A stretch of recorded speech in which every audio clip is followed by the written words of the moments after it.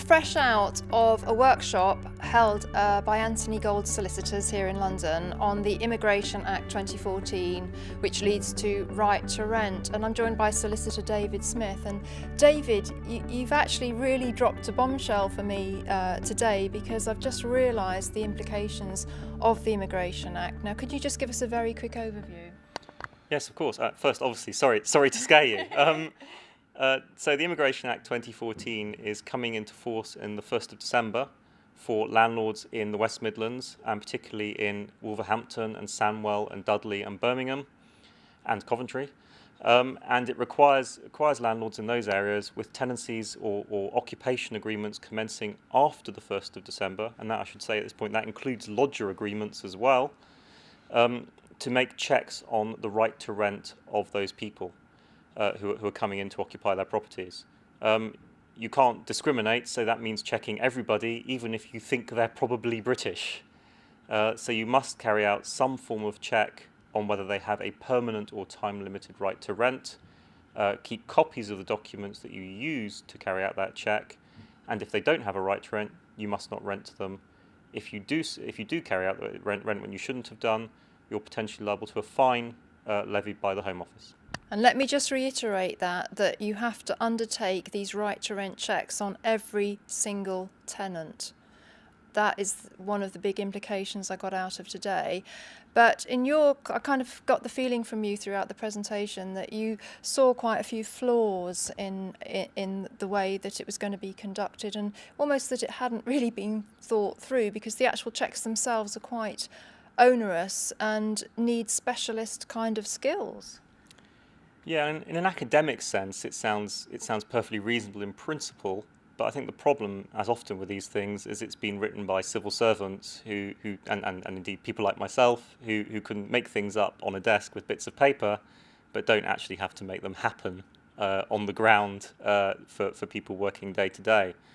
I think one of the biggest problems for many British citizens is that many of them actually in the rental sector don't really have the necessary identity documents to prove their Britishness and their therefore permanent right to reside in the United Kingdom on a fairly easy basis, because inevitably a lot of this is focused on documents that have photographs and things like passports. Well, actually, contrary to the belief of many in the government, quite a lot of people in the UK simply don't have passports, because they simply don't have the funds to go on these exciting foreign trips that everyone believes that we go on all the time. So there are quite a lot of people who just simply don't have these documents. So the thing that bothers me about it, I think most, is that there are potentially a large category of people who are already people who are often subject to a great deal of not discrimination, but indirect discrimination, where they sit in the social demographic position in society, who are going to have difficulty satisfying these checks because they just simply don't have the documents available to satisfy landlords sufficiently of their status. And I think a lot of landlords are going to end up relying on things like benefit letters and these kind of documents, which don't in and of themselves, without secondary support, which are not satisfactory basically to satisfy the right on their own. Now let's talk about how it affects letting agents, because as a landlord I can actually transfer the process to my letting agent, and that they take liability for that. Could you just explain that, and the fact that the letting agent can't transfer the liability onto a third party, even a company specialising in these checks? Yeah, absolutely. So landlords have the primary responsibility to do right to rent checks. However, any landlord who's using a letting agent can agree with the letting agent, but they must do so explicitly in writing. It's not an implicit agreement, so the agent's terms of business is going to have to be very clear about this point, that the agent will carry out the checks for them. And it is a statutory defence for a landlord who's threatened with an enforcement notice from the Home Office that they were using a letting agent who had agreed to carry out those checks.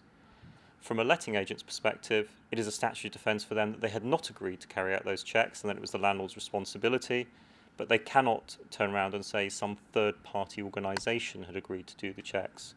So while there are certainly some referencing agencies who will help with carrying out these checks, mostly by using electronic means to verify the validity of documents, You cannot push, as an agent, all of your responsibility off to those kind of referencing organisations.